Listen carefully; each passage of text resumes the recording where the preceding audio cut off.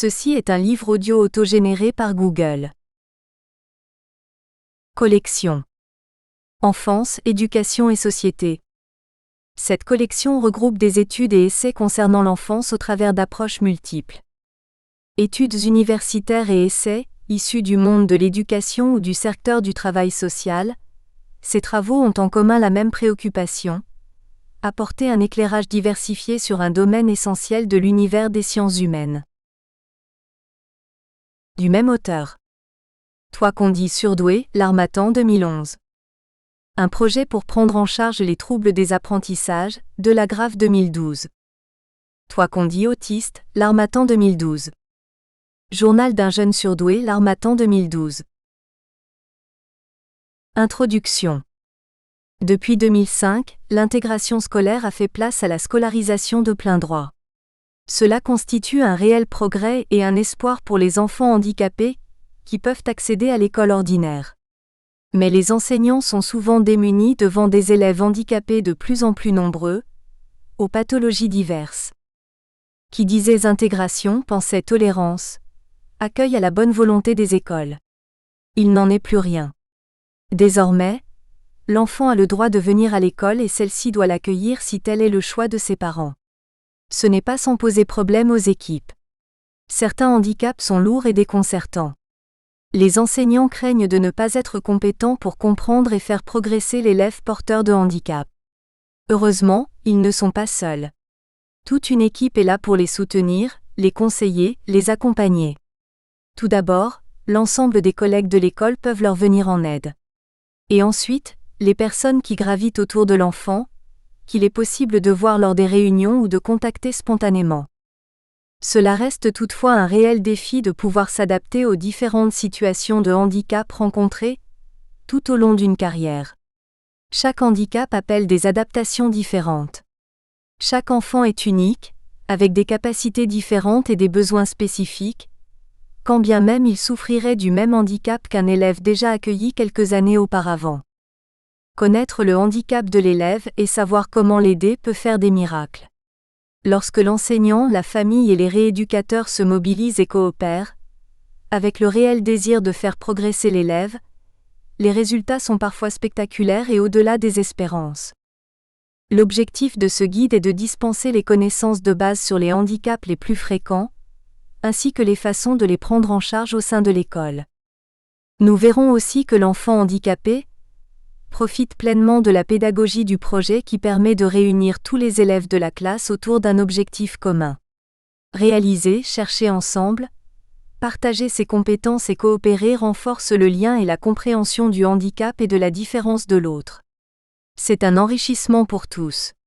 Ce livre cherche ainsi à faire réfléchir au regard porté sur l'enfant différent. Enfin, il ne faut pas oublier que scolariser un enfant handicapé ne doit pas se limiter à l'accueillir. Il faut avoir pour lui aussi des objectifs d'apprentissage scolaire. Il doit devenir autant que possible un élève qui apprend à sa façon et à son rythme les mêmes connaissances et savoir-faire que les autres.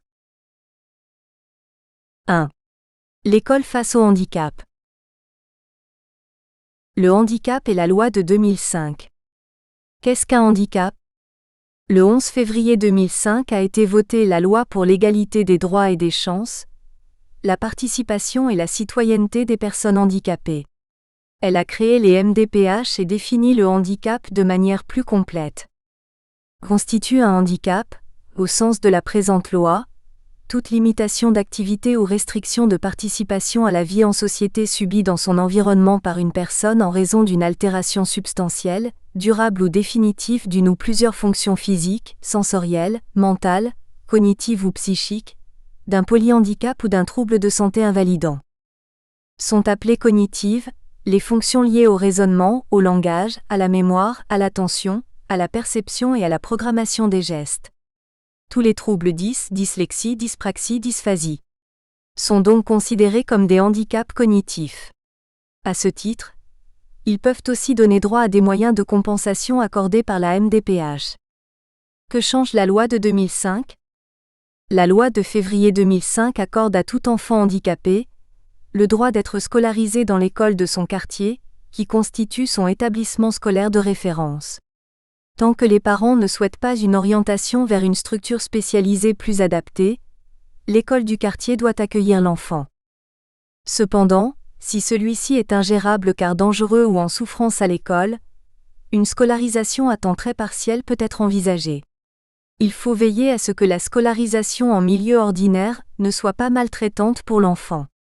L'école doit, certes, accueillir les enfants porteurs de handicap, mais certains handicaps ne permettent pas cette scolarisation.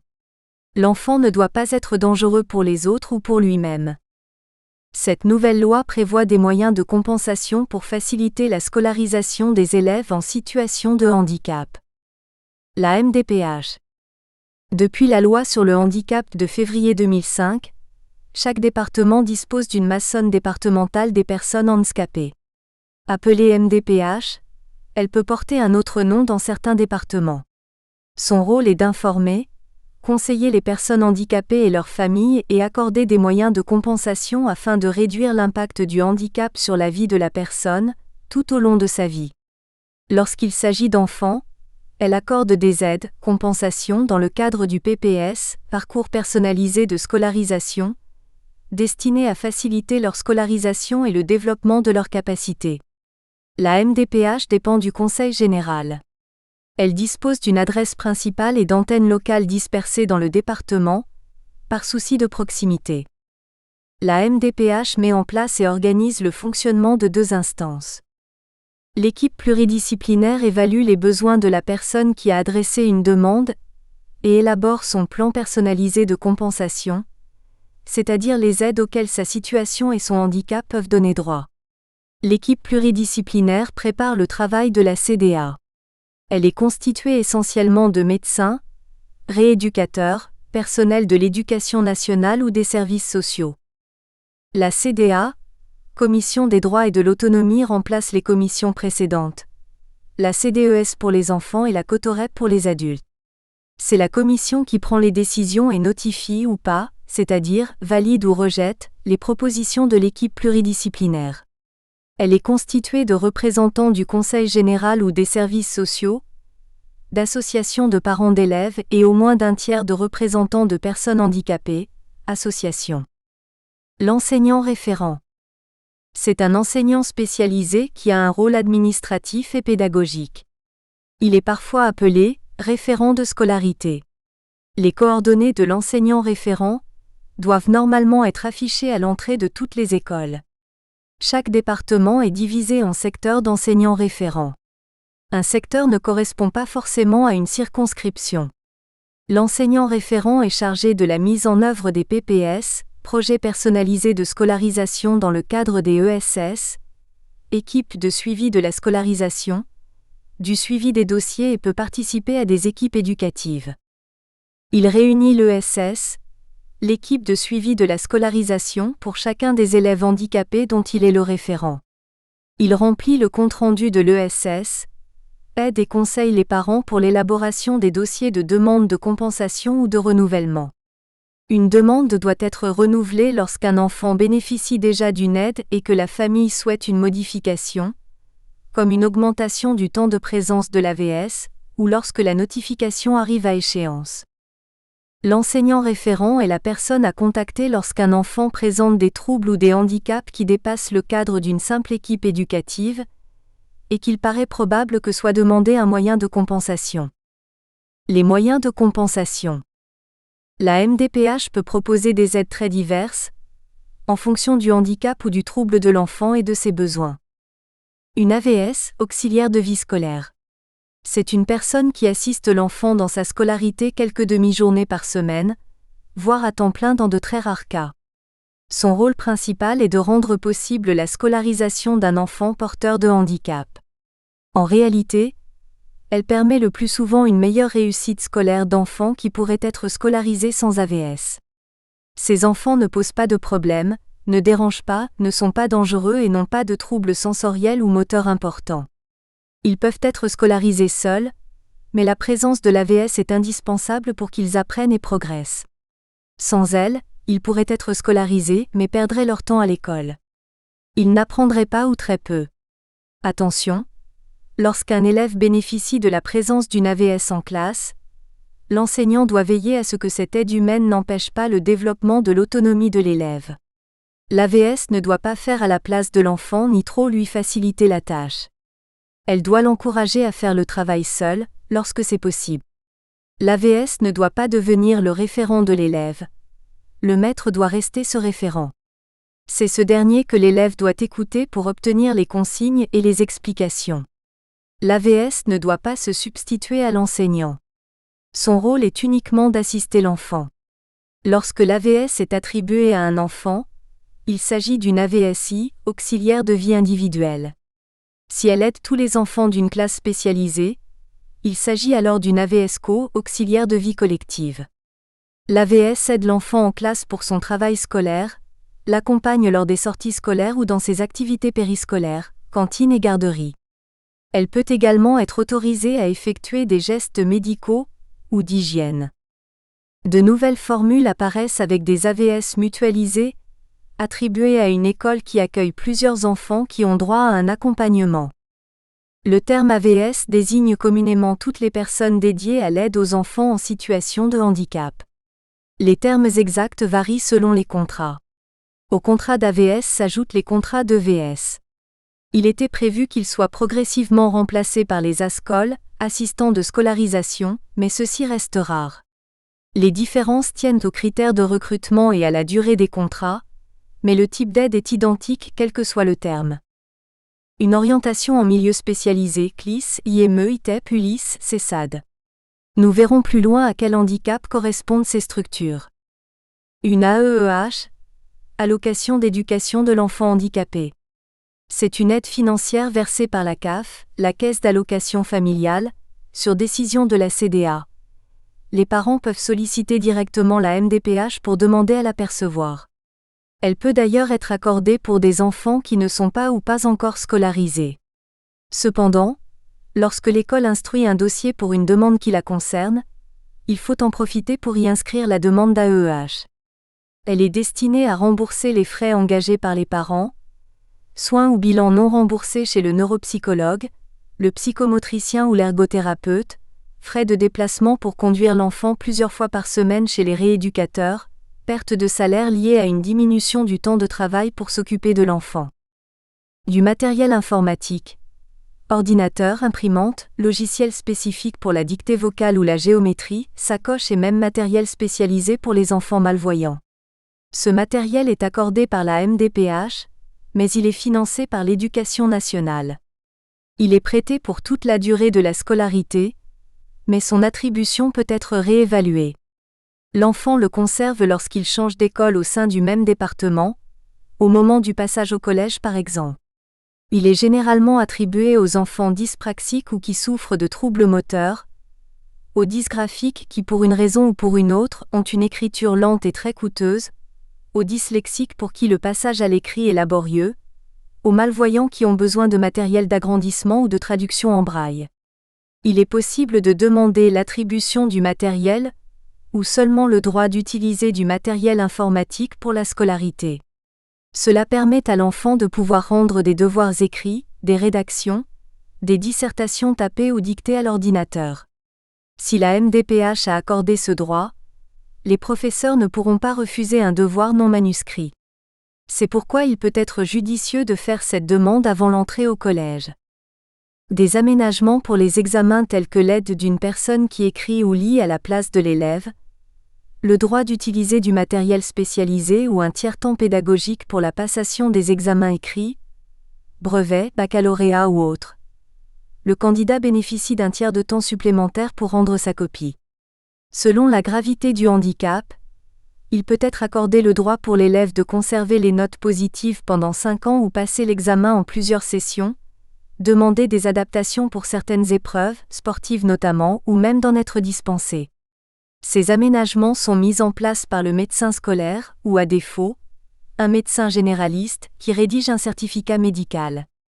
Le dossier est ensuite envoyé au CMS, Bureau de la médecine scolaire, où il reçoit l'avis d'un médecin désigné par la MDPH. La DSDEN, anciennement l'A, où le rectorat émet la notification finale, avec le détail des aménagements proposés. Un transport par véhicule adapté si la famille ne peut pas assurer seule le transport de l'enfant, s'il ne peut se rendre à l'école sans assistance, ou la prise en charge des frais en cas d'utilisation du véhicule familial. C'est le cas, par exemple, pour un enfant qui est en fauteuil roulant ou qui souffre de troubles autistiques qui l'empêchent d'emprunter le transport scolaire pour rejoindre le collège ou la structure spécialisée dans une commune éloignée. D'autres aides sont disponibles, mais ne contribuent pas à une meilleure adaptation de l'enfant à l'école. La prestation de compensation de handicap, la carte d'invalidité. Si l'aide souhaitée est rejetée par la MDPH, les parents peuvent faire appel de la décision dans les 2 mois qui suivent la notification. Les démarches auprès de la MDPH. Lorsqu'une famille souhaite adresser une demande de compensation à la MDPH, souvent sur les conseils de l'école ou d'un rééducateur, une réunion doit être organisée en présence de obligatoirement les parents, l'enseignant référent. S'il est absent, quelqu'un d'autre peut remplir les documents à sa place, mais sa présence est souhaitable. Le maître de l'enfant, le directeur de l'école et éventuellement le maître du RASED. Le psychologue scolaire. Le médecin scolaire ou l'infirmière scolaire. Les intervenants extérieurs. L'orthophoniste, le psychomotricien, l'orthoptiste, l'ergothérapeute, le psychologue, le médecin, le personnel du CAMSP ou CMP, l'assistante sociale. Cette première réunion avant constitution d'un dossier s'appelle simplement équipe éducative. Comme toute réunion dans laquelle on parle d'un enfant en difficulté, avec ses parents et quelques personnes concernées. C'est le directeur d'école qui a la charge d'organiser les équipes éducatives. Lorsque l'enfant souffre d'un trouble du langage, dyslexie ou dysphasie, la réunion débouche sur la rédaction d'un PAI, un projet d'accueil individualisé, souvent lié à la prise d'un traitement médical ou régime particulier. Il est encore appelé PI, projet individualisé de scolarisation, dans certains départements, mais le PI diffère d'un PAI, car il a trait à des aménagements pédagogiques. C'est alors le médecin scolaire qui est responsable de la mise en route de ces projets. Lors de cette équipe éducative, chacun prend la parole pour exposer ce qu'il sait sur l'enfant, suite à des bilans, et ce qu'il repère de ses difficultés. Un compte-rendu de réunion est rédigé par l'enseignant référent et fera partie du dossier qui sera envoyé à la MDPH. Le dossier est également constitué de diverses pièces, différentes selon le type de demande. Renseignements scolaires, compte-rendu d'examen psychologique, feuillet du médecin, feuillet de l'assistante sociale, compte-rendu de bilan des rééducateurs. Pour chaque cas, l'enseignant référent indique quels documents lui sont nécessaires. Afin que le dossier parvienne complet à la MDPH et qu'aucune pièce ne se perde, il est nettement préférable que chacun envoie sa partie à l'enseignant référent, qui centralise tout avant d'envoyer le dossier complet à la MDPH. Il peut toutefois y avoir des différences de fonctionnement d'un enseignant référent à un autre. Une fois le dossier déposé à la MDPH, celui-ci est étudié par une équipe pluridisciplinaire puis validé par une commission appelée CDA, Commission des droits et de l'autonomie, instance qui prend les décisions d'accorder ou non les moyens de compensation demandés. Lorsque l'enfant reçoit déjà un moyen de compensation, une AVS, un ordinateur, l'école est tenue d'organiser au moins une réunion par an, avec les mêmes personnes que citées précédemment, afin de suivre l'évolution de l'enfant et d'en informer la MDPH. Dans ce cadre, les réunions s'appellent ESS pour équipe de suivi de la scolarisation. Lors d'une ESS est rédigé le PPS, le projet personnalisé de scolarisation, dans lequel sont indiquées les adaptations et les objectifs prévus pour une meilleure réussite de l'élève. Les ESS sont sous la responsabilité de l'enseignant référent, mais dans les faits, ce sont les directeurs d'école qui se chargent d'organiser la rencontre et d'inviter les diverses personnes. Lors de ces ESS, il est également question de l'évolution des compensations. Celles qui sont accordées sont évaluées. Si besoin, une autre demande peut être déposée à la MDPH. Est-il souhaitable de demander une réduction ou une augmentation du temps de présence de l'AVS ? Est-il nécessaire de demander autre chose ? Les relations avec les autres élèves. Il ne faut pas perdre de vue que l'enfant en situation de handicap sera d'autant plus épanoui à l'école, qu'il s'y sentira à sa place. Pour cela, Il est indispensable que ses camarades le considèrent comme l'un des leurs, l'acceptent avec sa différence, et le désir de le comprendre et de l'accompagner dans son parcours scolaire. Les témoignages des familles ne sont pas tous positifs quant aux relations entre leur enfant et les autres élèves. Beaucoup d'incompréhension et de craintes sont à l'origine de mise à l'écart, de railleries, parfois de maltraitance. L'enseignant a un rôle crucial à jouer pour favoriser un regard bienveillant chez ses élèves valides. Pour cela, il doit expliquer le trouble ou le handicap dont l'élève est atteint et ainsi rassurer. Le handicap et la différence font peur. En parler permet de dépasser cette peur pour aller vers l'autre. Les notions de respect et de tolérance sont au programme de l'éducation nationale et doivent être reprises afin de faire comprendre que chacun est différent et que c'est ce qui rend le monde si riche, si passionnant. Les élèves normaux ont tout à gagner à découvrir la différence.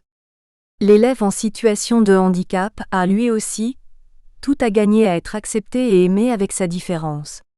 C'est aussi le premier pas vers le rejet des discriminations de toutes sortes.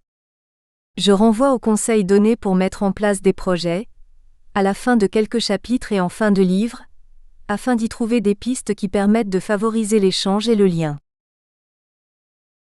Pour résumer, l'accueil d'un élève handicapé entraîne souvent des difficultés pour l'enseignant et les autres élèves. Cela peut néanmoins constituer un enrichissement pour tous, si l'enseignant favorise la compréhension de cet enfant différent et les liens entre tous ses élèves. Afin de faciliter cet accueil, la loi de 2005 relative à la scolarisation des enfants handicapés prévoit des aménagements et des moyens de compensation. La MDPH, Maison départementale des personnes handicapées, peut accorder des moyens humains, AVS, assistante de vie scolaire, matériel, ordinateurs et autres produits technologiques et informatiques, des orientations ou des aides financières. L'enseignant référent est un maître spécialisé attaché à un poste administratif. Il fait le lien entre l'école, les familles et la MDPH. Afin d'adresser une demande de compensation à la MDPH, l'école doit organiser une réunion d'équipe éducative à laquelle les parents doivent obligatoirement assister. La présence de l'enseignant référent est requise mais n'est pas indispensable.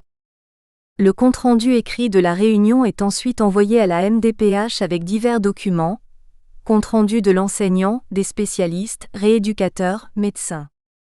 Le dossier est étudié. Nous espérons que vous avez apprécié cet aperçu. Pour continuer à écouter ce livre audio sur Google Play Livres, utilisez le lien dans la description de la vidéo.